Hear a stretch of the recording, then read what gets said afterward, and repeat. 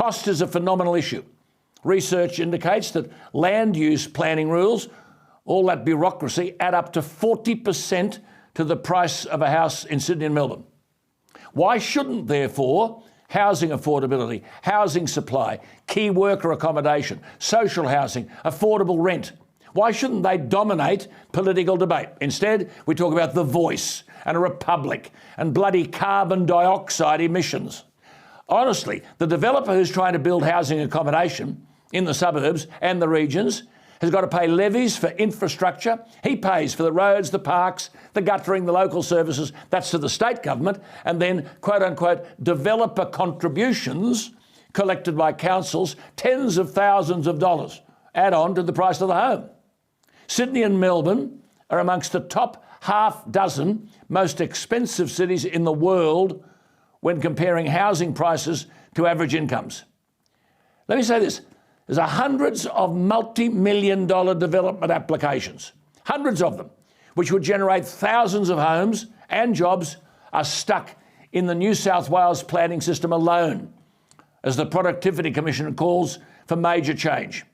Which brings me strangely to the dismissal of the New South Wales Minister this week, Eleni Patinos, whose portfolio covers the role of the New South Wales Building Commissioner, one David Chandler, who's given notice of his resignation, and that's a good thing. He must not be reinstated now that the minister has gone. His bully boy tactics in relation to people trying to do a job in the housing industry have no place in the appropriate answers to the housing crisis.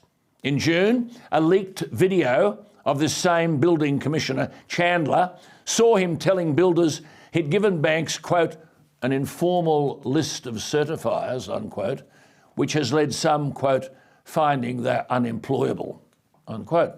Well, Minister Patinos, now sacked, launched an internal probe amid concerns that Chandler had misled the Parliament when he told the New South Wales Parliament that his role as a regulator didn't include recommending particular certifiers. The video suggests otherwise.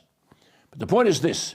We need, of course, a building commissioner to maintain standards in the industry, but we don't need, in this environment, with a critical housing crisis, an industry which can't get on with its job because of Big Brother standing over it at every turn.